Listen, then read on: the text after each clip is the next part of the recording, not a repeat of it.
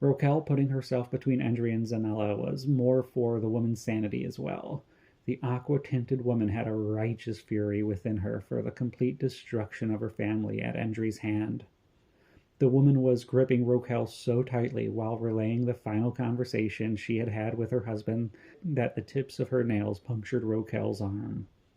Rokel, ever the intermediary, and with a stoic determination, refused to wince as a thin line of her red lifeblood ran down the contrasting blue of her skin and dripped from her elbow to the dust and gravel below.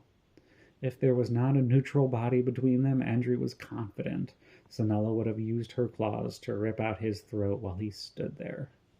Endry's knuckles gripped his spear shaft tight while he had slung his rifle over his shoulder for the long, angry hike back toward the center of Oreo. He was still utterly exhausted from the days prior, but that did not matter now. It was the anger at himself, anger for being taken advantage of so thoroughly that energized the man that his introspective stomping had turned into a sprint for the city center. No one but Endry would have been able to tell his stride was off, though. He was hyper-aware of having to correct himself from pushing just too far to the right or left with each stride. In the middle of one such gait, pulling his rifle over his broad shoulders to stop the firearm from bouncing without restraint.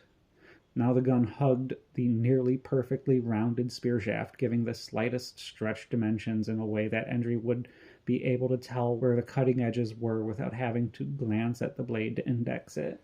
Both weapons moved parallel to one another in a rhythmic pistoning, as if they were attached to a gear and a pivot point, while Endry's firm grip and strong legs carried them toward conflict. If the city had been any larger or had a less straightforward design, Endry would have been at risk of losing himself amongst the winding streetways and identical structures. But one of the few things to Endry's benefit was how straightforward Oreo had been planned in the earliest days of its construction, and the unique attributes of the city being built so close to the shore made it more than comfortable to navigate in spite of the growing population.